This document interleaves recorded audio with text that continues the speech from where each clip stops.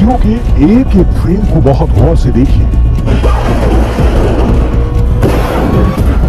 Hamas अपने से कई गुना शक्तिशाली इजरायल की सेना से कैसे लड़ रहा है। ये वीडियो इसका उदाहरण है। हमास के लड़ाके बेहद सस्ते रॉकेट, जिनकी कीमत कुछ $100 भी नहीं होगी, जमीन से दाग रही है।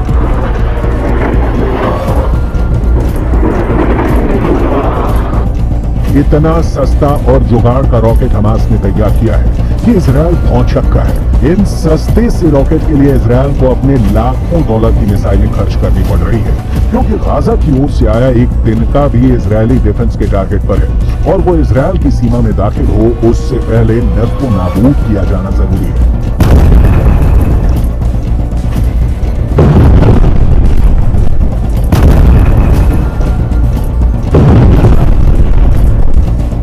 हथियार शास्त्र समझिए और युद्ध में इजरायल के नुकसान को समझिए। हमास का सस्ता रॉकेट, इजरायल की महंगी मिसाइल, कीमत $100 से $500, कीमत लाखों डॉलर। इजरायली खुफिया एजेंसी और इजरायली एयरफोर्स की सारी ताकत इन जैसे बेहद कमजोर और हल्के रॉकेट को रोकने में लग रही है। हमास के अल-कुद्स ब्रिगेड ने ऐसा ब्रेन लगाया है कि इजरायल की परेशानी बढ़ गई है।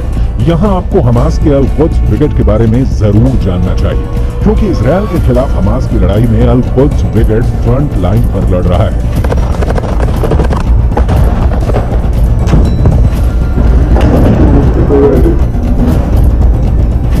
अल-कुद्स ब्रिगेड गाजा में हमास के बाद नंबर 2 संगठन है। 1981 से ये संगठन फिलिस्तीन में इस्लामिक राज स्थापित करने के लिए इजरायल के साथ हिंसक जंग लड़ रहा है। अल-कुद्स के टॉप लीडर का नाम है जियाद अल-नाखल्ला।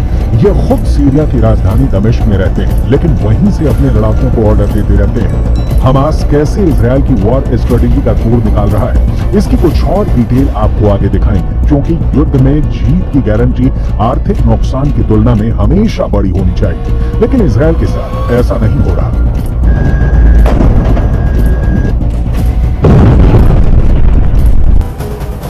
इजरायल ने इससे बचने के लिए आसमान में अपने सबसे खतरनाक परिंदे में से एक को पिंजरे से बाहर निकाला है। इस परिंदे वाले हथियार की जरूरत इसलिए पड़ी क्योंकि इजरायल पर हमले के बाद हमास के लड़ाके सुरंगों में छिप जाते हैं, जिसकी वजह से इजरायल की सेना को उन्हें ठिकाने लगाने में परेशानी होती है।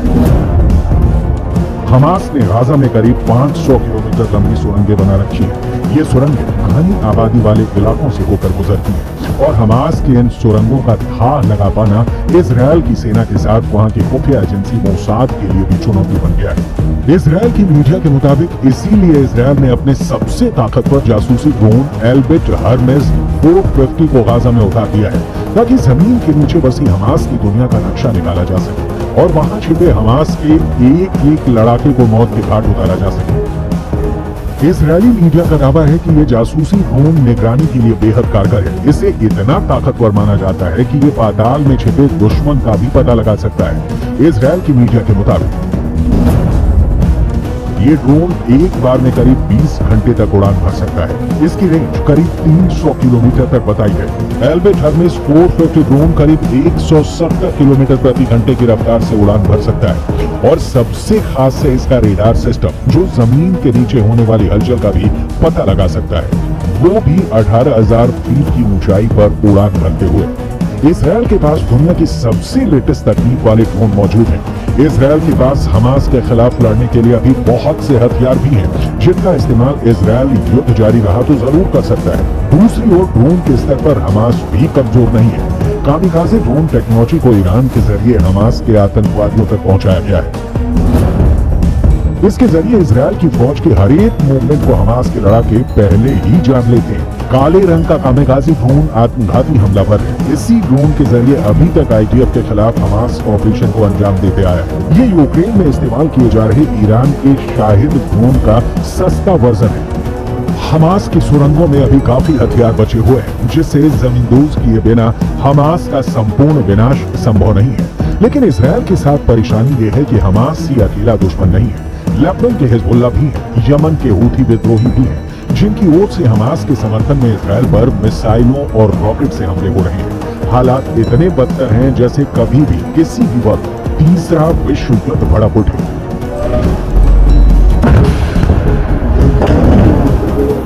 यमन के हूथी विद्रोहियों ने फिर इजरायल को निशाना बनाने की कोशिश की है। इस वक्त लेबनान के हिजबुल्लाह से भी ज्यादा हमले इजरायल पर हूथी कर रहे हैं। इन हूथी विद्रोहियों का आका है ईरान। हूथी विद्रोहियों की मिसाइल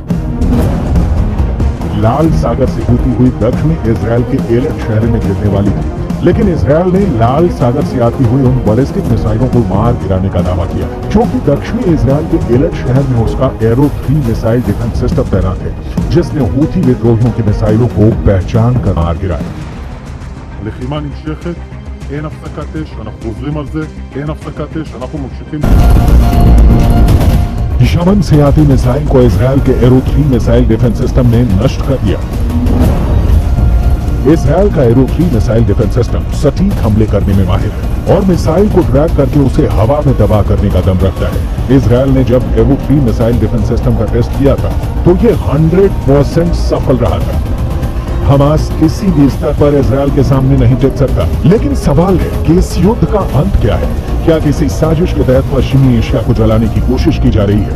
क्योंकि इस वक्त जो साफ दिख रहा है वो ये कि गाजा की आग में आम फिलिस्तीनी मर रहे हैं, लेकिन उस आग में कई दूसरे देश हाथ सेक रहे हैं। दरअसल रूस, ईरान और चीन ये तीनों नहीं चाहते कि माहौल शांत हो, क्योंकि इन तीनों देशों को पता है कि पश्चिम एशिया उनके दुश्मन अमेरिका की कमजोर कड़ी है और इजरायल की वजह से अमेरिका दुनिया में अलग थलग पड़ता जा रहा है, क्योंकि गाजा में जो कुछ हो रहा है उसके लिए अमेरिका को भी जिम्मेदार ठहराया जा रहा है। ये तीनों देश इसका फायदा उठाना चाहते हैं और इसीलिए पश्चिम एशिया के मुस्लिम देशों को अमेरिका के खिलाफ इन लोगों ने खड़ा करना शुरू कर दिया। पश्चिम एशिया के मुस्लिम देशों की संख्या अच्छी खासी है। अगर रूस, ईरान और चीन को Iraq, Jordan, Kuwait, Lebanon, Oman, फिलिस्तीन, कतर, सऊदी अरब, सीरिया, तुर्की, संयुक्त अरब अमीरात और यमन जैसे देशों का साथ मिल गया तो फिर पूरी बाजी ही पलट सकती है। इन सारे देशों के बीच इजरायल अमेरिका के खिलाफ एक होने की ताकत उस लेवल पर कभी नहीं रही, जैसा कि दावा किया जाता रहा है। संयुक्त अरब अमीरात और ईरान के बीच भी सुलगते मुद्दे हैं। 22 देशों का अरब संगठन शब्दों का खेल खेल रहा है। फिलिस्तीन में मानवीय मदद के नाम पर कुछ ट्रकों को भेजे जाने के अलावा इन देशों ने कोई कदम नहीं उठाया। ईरान के राष्ट्रपति इब्राहिम रईसी अपने शब्दों से ही परमाणु युद्ध छेड़ते रहे हैं। जमीन पर उनका एक भी शब्द सही नहीं उतरा है। युद्ध में कमजोर का माना जाना तय है और हमास इजरायल से बहुत बहुत बहुत कमजोर है। लिहाजा गाजा चल रहा है, धू कब तक चलेगा कोई नहीं जानता।